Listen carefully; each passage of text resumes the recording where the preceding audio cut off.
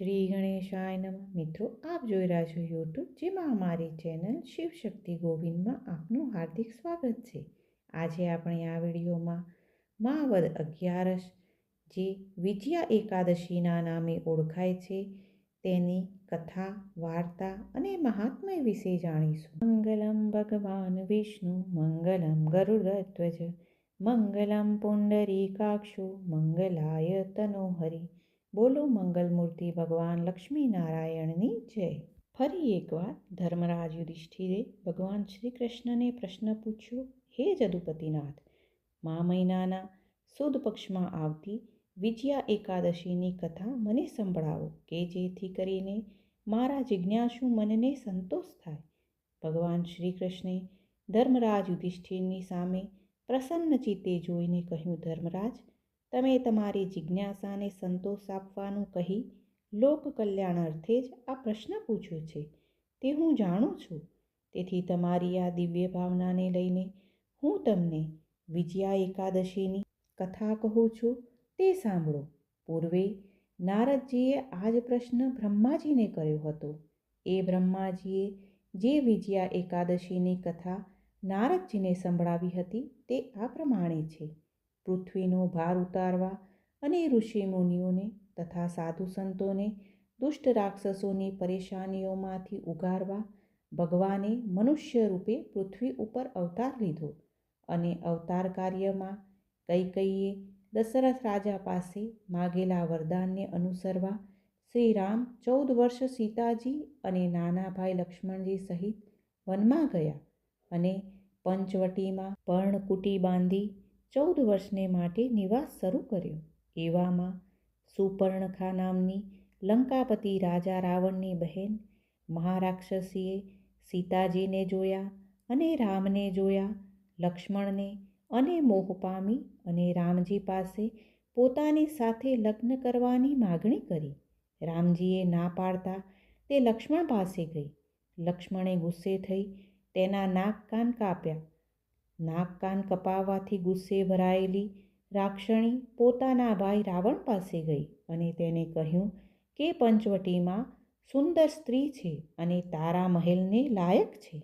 રાવણે સીતાજીને ઉપાડી જવા માટે એક સુંદર સુવર્ણ મૃગ બનાવી મોકલ્યો. મૃગને જોતા સીતાજીએ રામજીને કહ્યું કે આપ આ મૃગને મારો અને તેના ચર્મમાંથી કંચુકી બનાવડાવો, તે હું પહેરીશ. રામજી મૃગને મારવા ગયા. મૃગ તો દુષ્ટ રાક્ષસ હતો, તેથી રામજીને દૂર દૂર લઈ જાય છે. પણ જ્યારે રામજીનું તીર તેને વાગે છે, ત્યારે તે લક્ષ્મણના નામની બૂમ પાડે છે. સીતાજી લક્ષ્મણજીને રામજીને મદદ કરવા મોકલે છે. પંચવટીમાં સીતાજી એકલા પડે છે. આ મોકાનો લાભ લઈને રાવણ ભિક્ષા લેવાને બહાને સીતાજીને ઉપાડી જાય છે અને લંકામાં અશોક વાટિકામાં રાખે છે. પછી તો રામજી પંચવટિકામાં પાછા ફરે છે, તો ત્યાં સીતાજીને નહીં જોતા તેની શોધમાં નીકળે છે. રસ્તામાં જટાયુ રાવણ સાથે યુદ્ધમાં ઘવાયેલા પડ્યા હોય છે, તે મળે છે. રામજીને જટાયુ વાત કરે છે કે દક્ષિણ તરફ એક રાક્ષસ સીતાજીને લઈ ગયો છે. આમ કહી જટાયુ મરણ પામ્યો.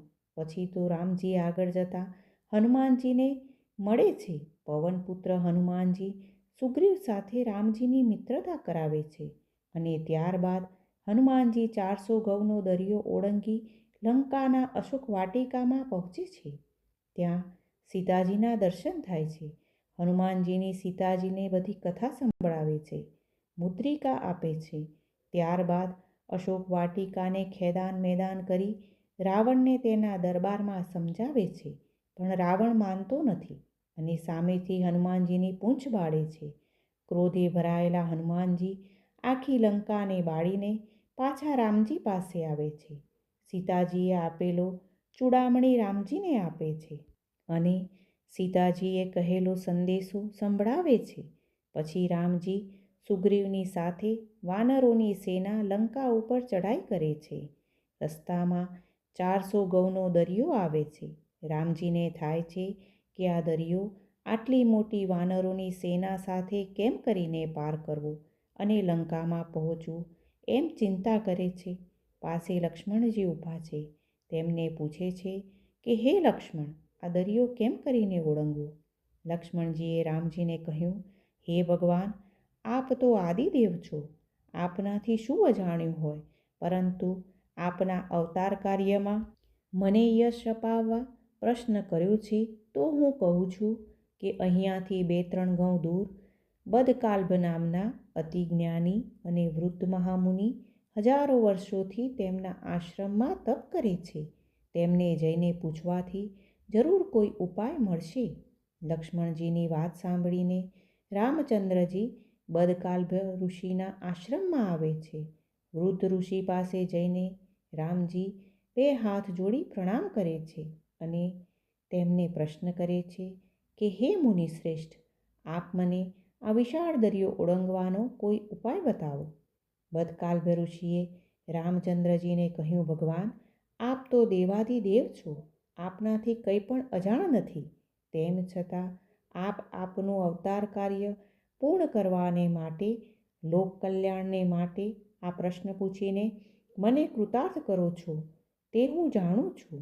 અને મારી વાણીને પવિત્ર કરવા માટે હું તમને ઉપાય બતાવું છું કે આપ વિજયા એકાદશીનો ઉપવાસ કરીને વ્રત કરો.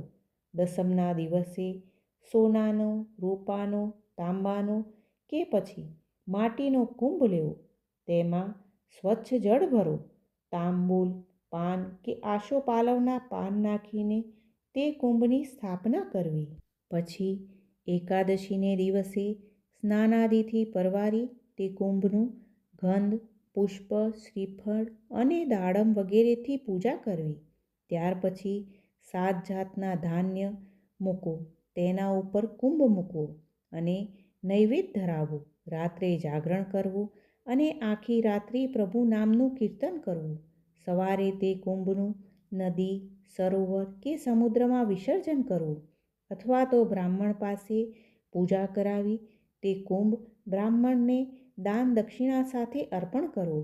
આમ વિધિ સહિત આ વિજયા એકાદશીનું વ્રત અને ઉપવાસ બતાવ્યા પ્રમાણે આપ કરો તો આપને અવશ્ય વિજય પ્રાપ્ત થશે.